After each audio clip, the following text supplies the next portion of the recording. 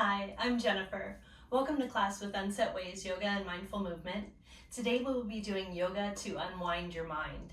So we will start by looking at the word yoga, the meaning of the word yoga, which is to yoke. And that is the uniting of the parts of ourselves, both light and dark. And we do this with self-study, called svadhyaya in Sanskrit, to recognize that we are multifaceted beings. So when we place judgment on a certain thoughts or aspect of ourselves, or try to bury them down or resist, this becomes physical tension in our bodies, and it prevents our ability to be truly free and at peace. So today, let's unite relaxed breathing with gentle movement to open our bodies and feel into our whole selves. So we want to wring out tension and relax into acceptance, away from worry, judgment, and criticism. Let's get started. So we'll start face up on our mats, and you want to kind of scoot to the left edge of your mat, lowering yourself down to the ground. Settle here for a moment. Nice deep breath. And let's gently bring our knees into our chest. And we'll release the right leg back down straight, hugging the left knee into our chest. And slowly, let's take that over to the right side. You're welcome to add any props that you would like to support yourself. And maybe place your right hand on your left knee, placing the left hand out to the side, or you could cactus arm. And to complete the twist with the head and neck, you can look towards your left hand.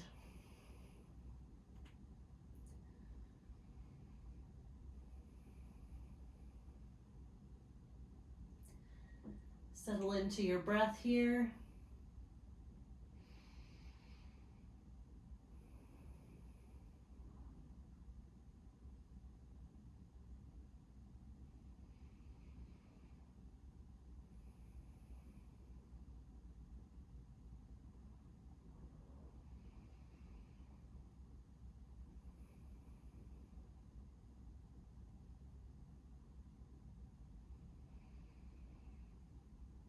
And now slowly we're going to roll towards that right side and keep going. Roll all the way down to being face down, keeping your left knee outwards like a frog leg.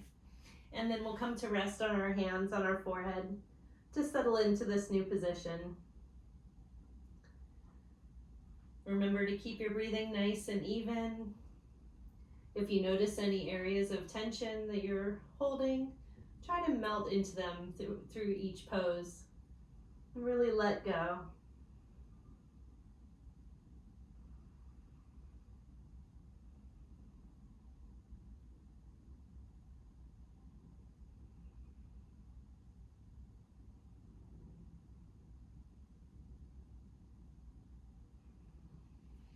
Next, we'll place our hands even with our face, pressing the forearms into the ground, elongating the spine, rising up, maybe scooting those arms in just a touch.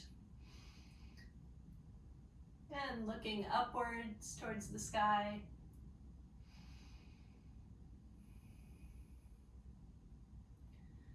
Breathe into the elongation of the spine. Try to square those hips to the mat. Trying to get both hips touching the mat.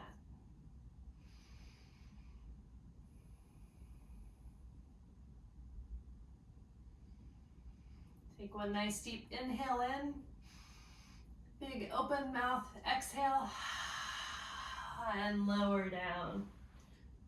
Go back to resting on your forehead just a moment.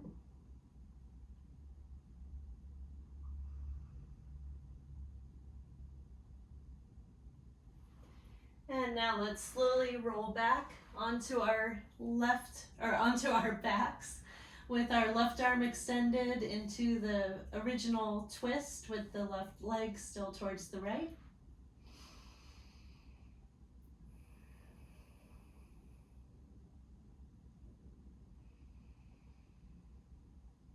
And then release that twist, coming back to a momentary Shavasana.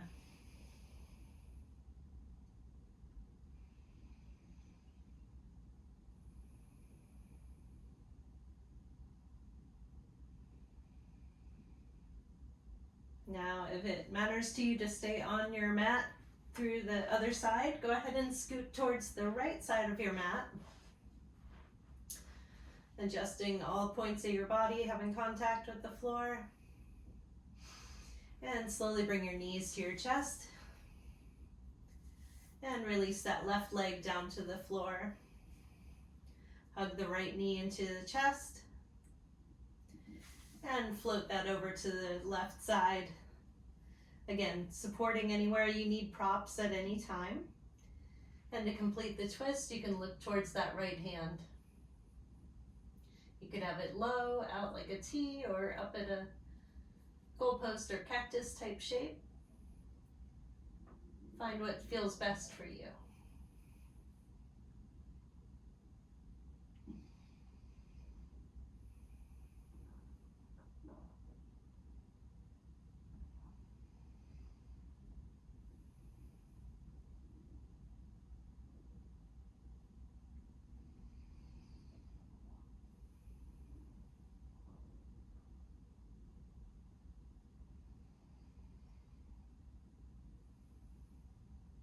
And like last time, we'll roll to the left side, rolling all the way over onto our bellies, keeping that right leg outward like a frog leg, and resting your forehead on your hands momentarily.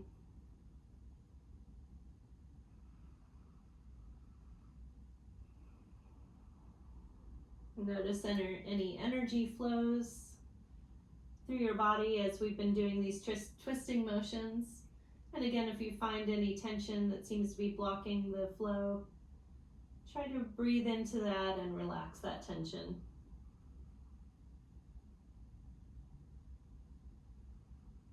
Next, placing the hands next to the face, pressing the forearms into the ground, elongating the spine. Press up into Baddha Bhujangasana, which is a frog cobra pose.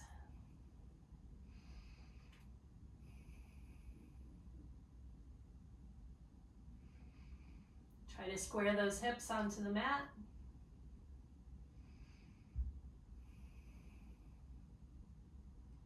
Take a nice deep breath in. Exhale, open mouth, sigh, and lower to the ground. Resting head on hands.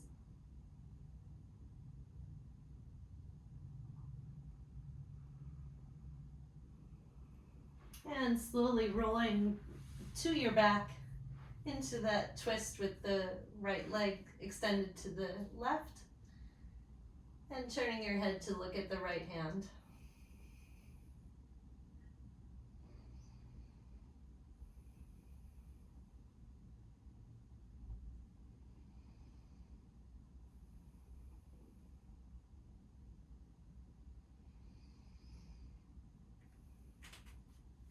Then slowly unwind, coming back to Shavasana. Nice brief rest, allowing the body to recalibrate.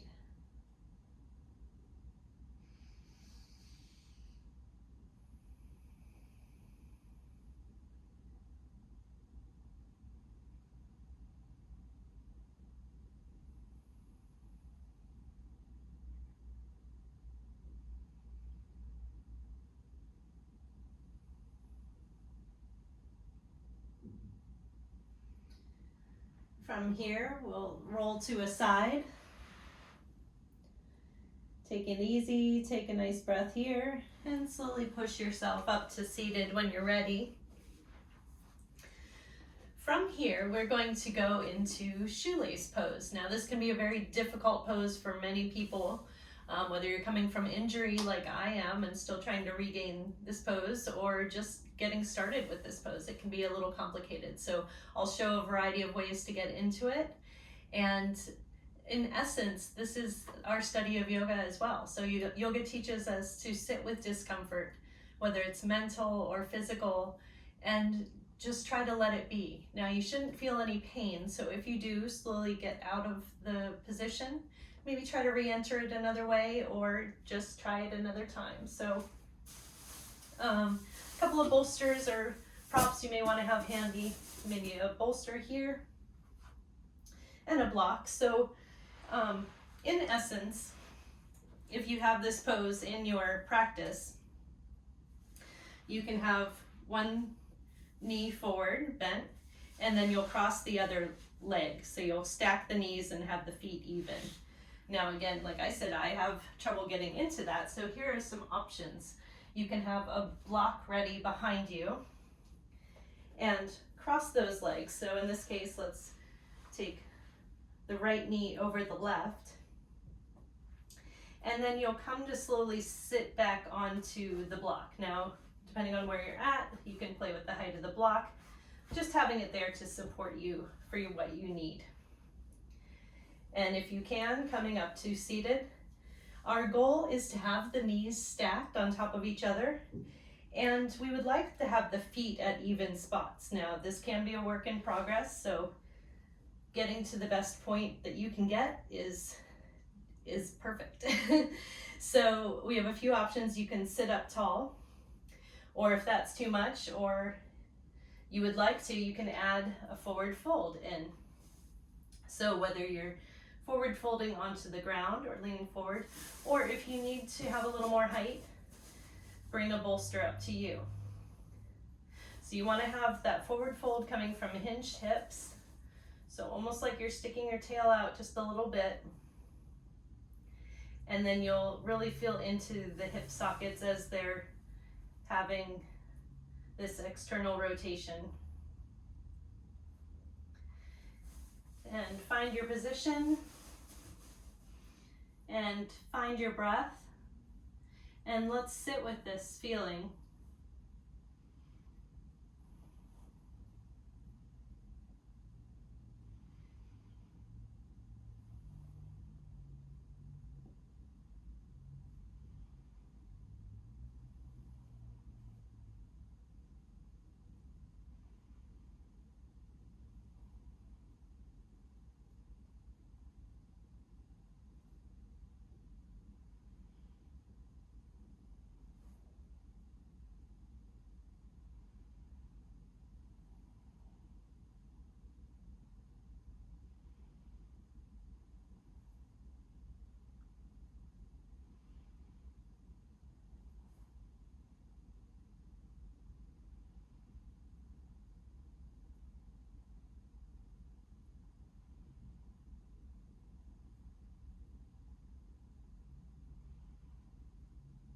And from wherever you're at, slowly pull yourself back up, release yourself from the twist, and we'll prepare to do the other side. So if you're seated on the floor, you'll be on the left hip, crossing the knee over, or if that's the one you did the last time, you can do the other one. If you want to prepare with a block, then this time you will cross the left leg over the right, making sure you're lined up with the block in between your feet and behind your hips. And again, be mindful, be careful of where you're coming from without judgment. Like I said, I'm coming from injury too, so this side is a little harder for me, but I just keep trying, and that's what our practice is. That's why we call it a practice. So join me, and we can either be seated upright, if that's enough feeling for you, that is perfectly fine, or wherever you're at, you could have a slight forward fold, or perhaps the support of a bolster assisting your forward fold. If you feel comfortable, close your eyes or just keep a soft gaze so that you can settle into the sensation of the stretch of the position, and then find your breath.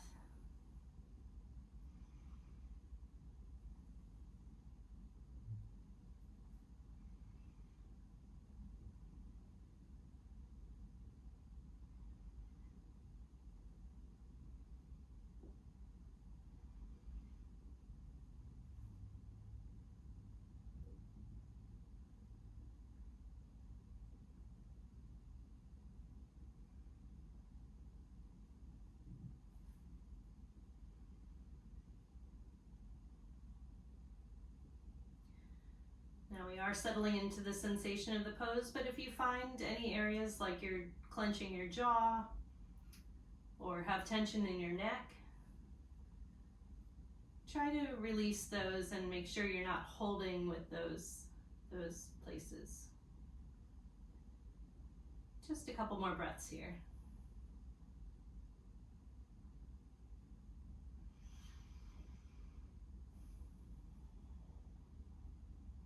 And when you're ready, slowly push yourself back up. Support yourself in unwinding from the position.